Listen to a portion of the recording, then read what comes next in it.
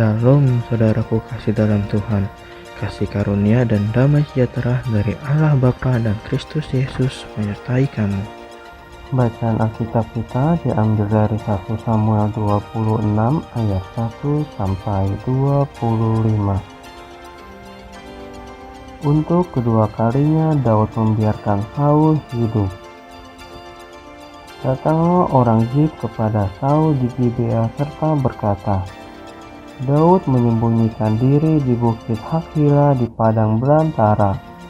Lalu berkemaslah Saul dan turun ke padang gurun Zif dengan 3.000 orang yang terpilih dari orang Israel untuk mencari Daud di padang gurun Zif.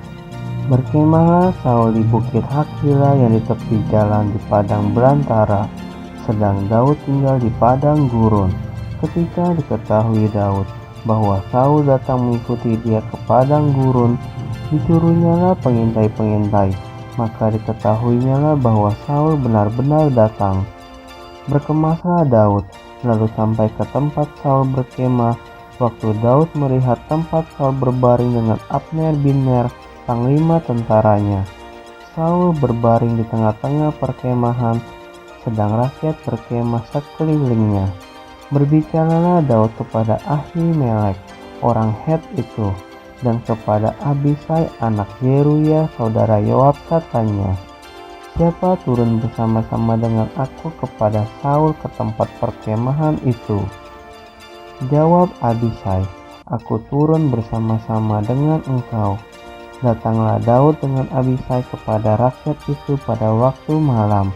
Dan tampaklah di sana Saul berbaring tidur di tengah-tengah perkemahan, dengan tombaknya terpancung di tanah pada sebelah kepalanya, sedang Abner dan rakyat itu berbaring sekelilingnya. Lalu berkatalah Abisai kepada Daud, pada hari ini Allah telah menyerahkan musuhmu ke dalam tanganmu. Oleh sebab itu izinkanlah kiranya aku menancapkan dia ke tanah dengan tombak ini. Dengan satu tikaman saja, tidak usah dia kutancapkan 2 kali. Tetapi kata Daud kepada Abisai, jangan musnahkan dia, sebab siapakah yang dapat menjamah orang yang diurapi Tuhan dan bebas dari hukuman. Lagi kata Daud, demi Tuhan yang hidup, niscaya Tuhan akan membunuh dia, entah karena sampai ajalnya dan ia mati, entah karena ia pergi berperang dan hilang lenyap di sana. Kiranya Tuhan menjauhkan daripadaku untuk menjamah orang yang diurapi Tuhan. Ambillah sekarang tombak yang ada di sebelah kepalanya dan kendi itu, dan marilah kita pergi. Kemudian Daud mengambil tombak dan kendi itu dari sebelah kepala Saul. Lalu mereka pergi. Tidak ada yang melihatnya, tidak ada yang mengetahuinya, tidak ada yang terbangun, sebab sekaliannya tidur, karena Tuhan membuat mereka tidur nyenyak. Setelah Daud sampai ke seberang, berdirilah ia jauh-jauh di puncak gunung, sehingga ada jarak yang besar antara mereka. Dan berserulah Daud kepada tentara itu, kepada Abner bin Ner katanya, tidakkah engkau menjawab Abner? Maka jawab Abner katanya, siapakah engkau ini yang berseru-seru kepada raja? Kemudian berkatalah Daud kepada Abner, apakah engkau ini bukan laki-laki? Siapakah yang seperti engkau di antara orang Israel? Mengapa engkau tidak mengawal tuanmu raja? Sebab ada seorang dari rakyat yang datang untuk memusnahkan raja tuanmu itu. Tidak baik hal yang kau perbuat itu. Demi Tuhan yang hidup, kamu ini harus mati, karena kamu tidak mengawal tuanmu, orang yang diurapi Tuhan itu. Sekarang lihatlah, di mana tombak raja dan kendi yang ada di sebelah kepalanya.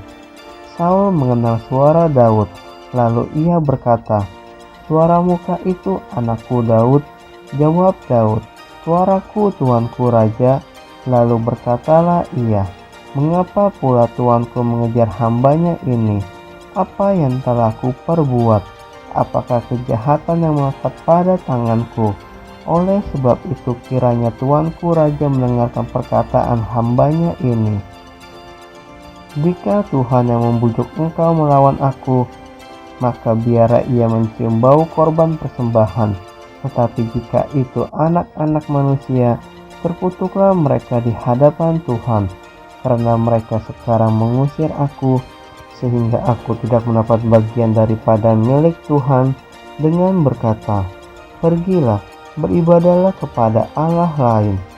Sebab itu janganlah kiranya darahku tertumpah ke tanah, jauh dari hadapan Tuhan, sebab Raja Israel keluar untuk mencabut nyawaku, seperti orang memburu seekor ayam hutan di gunung-gunung.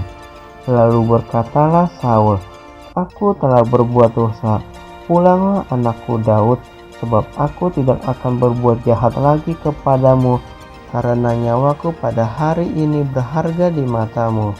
Sesungguhnya perbuatanku itu bodoh dan aku sesat sama sekali. Tetapi Daud menjawab, inilah tombak itu ya tuanku raja, baiklah salah seorang dari orang-orangmu menyeberang untuk mengambilnya. Tuhan akan membalas kebenaran dan kesetiaan setiap orang, sebab Tuhan menyerahkan engkau pada hari ini ke dalam tanganku. Tetapi aku tidak mau menjamah orang yang diurapi Tuhan. Dan sesungguhnya seperti nyawamu pada hari ini berharga di mataku, demikianlah hendaknya nyawaku berharga di mata Tuhan, dan hendaknya ia melepaskan aku dari segala kesusahan. Lalu berkatalah Saul kepada Daud, diberkatilah kiranya engkau anakku Daud, apa jua pun yang kau perbuat, pastilah engkau sanggup melakukannya. Lalu pergilah Daud meneruskan perjalanannya, dan pulanglah Saul ke tempatnya.